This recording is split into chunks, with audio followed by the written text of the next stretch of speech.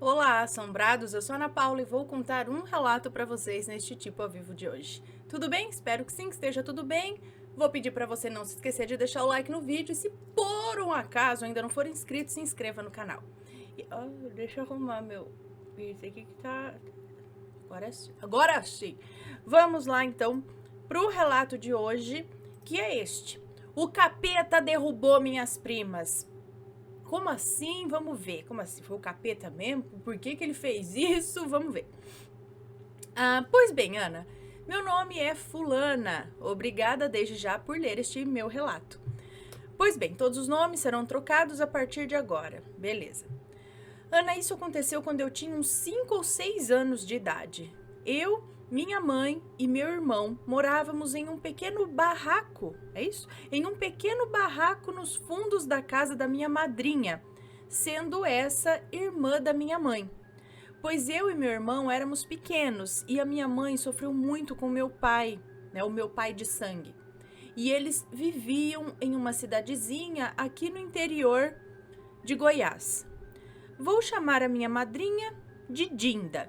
Enfim, minha mãe saiu do interior após deixar o meu pai de sangue. Ela saiu do interior após deixar o meu pai, saiu de lá comigo e com meu irmão ainda pequenos. Meu irmão sendo 1 ano mais novo que eu, e na época eu tinha 2 aninhos, meu irmão tinha 1 ano. Minha Dinda, que já era casada e já tinha os seus 3 filhos, sendo eles meus primos, primo de primeiro grau, acho que é isso, né? Sendo eles meus primos. 2 meninas, a Lu e a Si, e o meu primo Alberto. O meu primo é deficiente auditivo e também tem deficiência na fala, mas nós da família sempre entendemos ele, pois o meu primo Alberto, ele é muito inteligente e fazia leitura labial. Assim ficava fácil a comunicação de todos nós que estávamos ali sempre juntos também. A minha prima Si e a mais velha... A minha prima Si é a mais velha dos 3 filhos da minha Dinda. O Alberto é o do meio e a Lu é a mais novinha. Pois bem, Ana, agora vamos dar início a tudo. Eu, quando pequena, nessa idade aí de 5 para 6 anos, não sei porquê, mas eu xingava muito. Nomes como diz a minha mãe, o nome da pelada, ela falava assim, né? Desgraça, acho que ela falava, né? Muito. Enfim, os sogros da minha Dinda tinham uma fazenda que ficava uns 30 quilômetros de onde nós estávamos morando. E todo final de semana o meu padrinho, marido da Dinda, ia para casa dos pais dele na fazenda. Só que, Ana, eu e meu irmão éramos crianças custosas, como toda criança é. Ou seja, criança custosa é tipo criança ativa, bagunceira, algo do tipo assim. Mas o meu padrinho às vezes não deixava eu e meu irmão ir com eles. Assim eu chorava, só que aí eu chorava e a minha Dinda, vendo eu e meu irmão chorando, porque o padrinho não queria nos levar, ficavam os meus primos, filho deles, também chorando por nos deixarem para trás, né? Aquela choradeira, a criançada queria ficar junto e nisso a minha mãe trabalhando, coitada, para sustentar os filhos. Mas enfim, teve um final de semana que o meu padrinho permitiu que a minha madrinha nos levasse para a fazenda dos pais dele.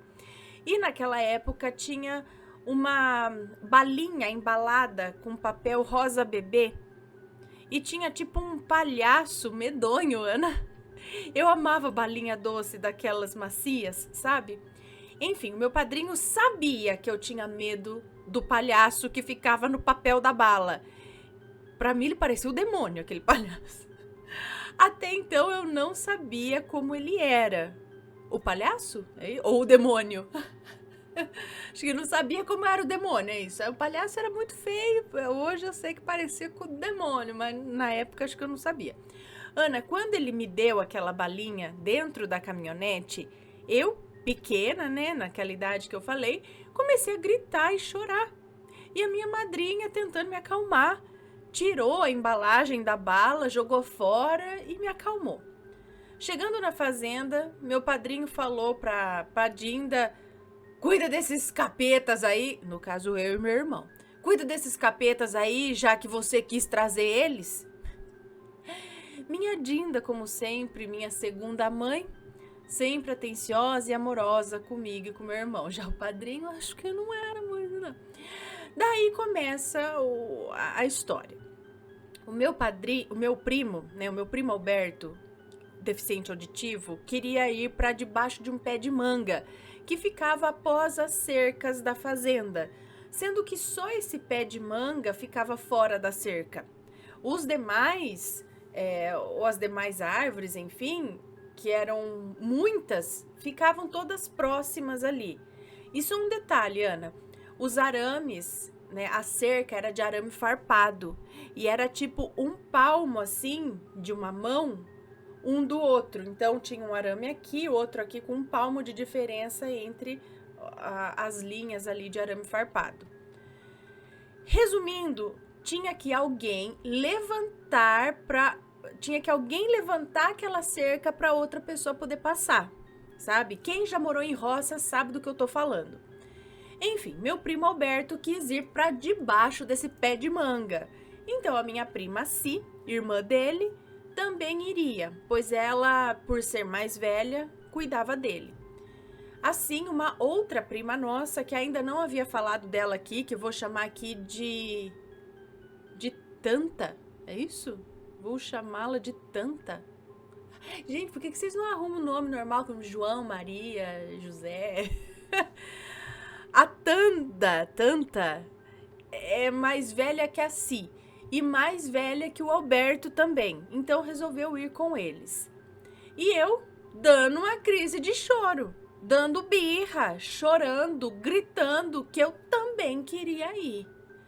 Meu padrinho disse que eu não iria não, que eu era muito custosa. Agora eu quero saber o que é esse negócio de custoso, eu não conheço essa gíria aqui.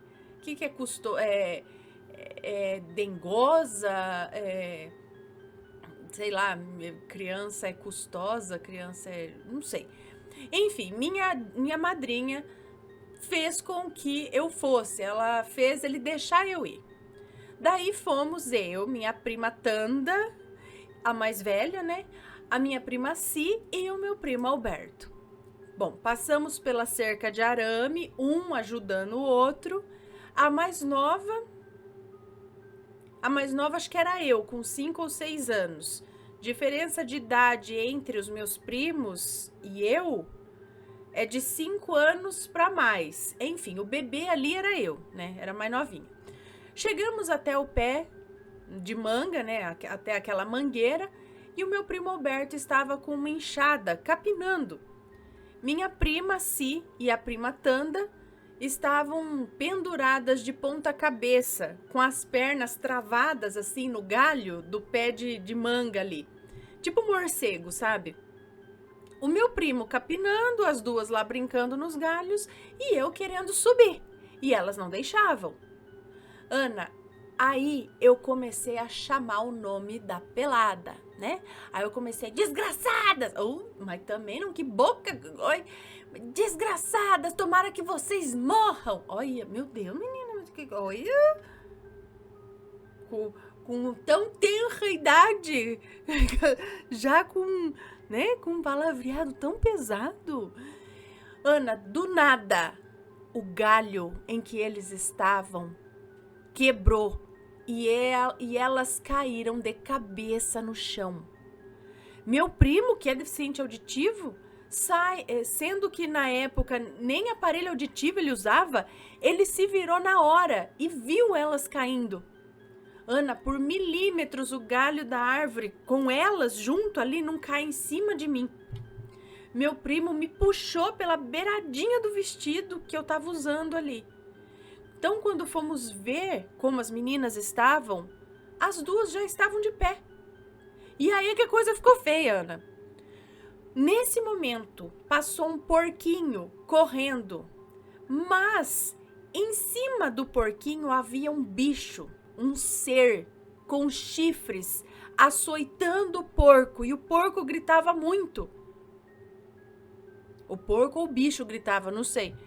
Ana, meu primo Alberto, me pegou pelo braço e pegou as minhas primas e correndo dali, passamos pela cerca. Sendo que, lembra que era só um palmo entre um arame e outro. Só que nós passamos por essa cerca e não tivemos nenhum arranhão. E nem as meninas tiveram também nenhum arranhão ao cair daquela altura, com o galho quebrando, caindo de cabeça no chão. Não aconteceu nada com elas. Chegando lá na casa, né? Todo mundo apavorado, contamos o que tinha acontecido. Meu padrinho, depois disso, né, foi lá ver o que tinha acontecido. Ana, quando ele chegou perto da cerca, a cerca estava toda arrebentada. Não tinha mais esse pedaço de cerca por onde passamos, sem nos machucar. Meu padrinho achou também o porco todo cortado, de lapada, tipo, sabe quando alguém tá chicoteando, batendo assim? O porco tava todo machucado, de lapada assim. Como nós havíamos contado para ele, que aquele bicho que estava em cima dele, ou aquele ser, estava batendo no porco. Tipo que nem você faz assim com, acho que pro bicho ir, né, galopar, essas coisas. Enfim, só que daí, o meu padrinho voltando, a hora que ele estava voltando, quando ele viu a cerca novamente, a cerca estava intacta. Como se ele não tivesse visto ela destruída. Tipo, minutos antes ele viu a cerca toda destruída e na volta a cerca estava intacta. Ana, eu acho que anjos abriram aquela cerca para nós passarmos. Meu padrinho também viu ela arrebentada, mas na hora que ele voltou ela estava normal. Então voltamos para casa, todo mundo apavorado com essa situação. Bom, meu padrinho nunca mais me levou para a fazenda da mãe dele. E anos depois, os meus padrinhos se separaram. Às vezes eu vou lá com as minhas primas e com o meu primo. Hoje eu tenho 38 anos. Mas nunca mais passei depois do limite da cerca. Bom, gente, o que eu poderia primeiro, assim, o que veio na minha mente em relação a esse ser galopando um porco? Eu pensei no Curupira ou algo assim, um espírito da floresta, né? Mas se fosse, eu acho que um espírito da floresta, ele não ia açoitar o porco, porque eles protegem os animais, não é? Ele não ia estar lá batendo, machucando o porco. E o porco estava de fato machucado a hora que o tio dela, o padrinho, viu. Tinha chifres, ela fala, e todos eles, pelo que eu entendi, todos viram. O porco estava de fato machucado. E aí ocorreu esse lance com a cerca. Eles passaram por ela, que nem sabe direito como. O padrinho viu a cerca arrebentada, depois a cerca estava intacta. E as meninas caírem daquele galho. Elas estavam penduradas, estavam de cabeça para baixo. Aí, de repente, o galho quebra, as meninas caem de cabeça para baixo. E não acontece nada. Gente, o perigo de óbito para isso é enorme. Sei, cair de cabeça, assim, quebrar coluna, TCE, enfim. E não acontecer nada. Nem passando pela cerca, nem caindo do galho. E aí foi justamente depois dela xingar, né? Dela falou, tomara que morra, não sei o que lá, tudo. Aí passa o porco com esse bicho em cima. Foi um delírio coletivo? Foi outra dimensão? O que vocês acham? Já passaram por situação parecida? Vocês sabem que ser poderia ser isso? Será que realmente era o capeta que passou ali, né? E derrubou porque ela estava xingando? Foi a força da palavra e do ódio que ela estava sentindo porque ela não podia subir, já que ela era custosa, né? Eu não sei o que. Depois eu vou procurar o que significa isso. Mas será que foi a força dela, né, do xingamento dela, alguma coisa assim que fez com que o galho quebrasse e até materializou a raiva dela naquele ser? Aquilo era a raiva dela materializada? E aí, sei lá, porque conseguiram passar a cerca, às vezes no susto, no corre, mas é que não tinha, né? Porque às vezes você nem sente, às vezes você passa, vamos dizer assim, um arame farpado. No medo, na adrenalina, você passa por ele que nem lembra, nem percebe. Só que aí depois, a hora que a adrenalina baixa, que você vai tomar um banho, aí você vê que você de fato machucou. É que na hora você não sentiu, né? Mas depois vem a dor muscular de tanto correr, de tentar pular um muro, sabe? Que na hora você só vai. Não liga pra machucado, nada, você nem percebe.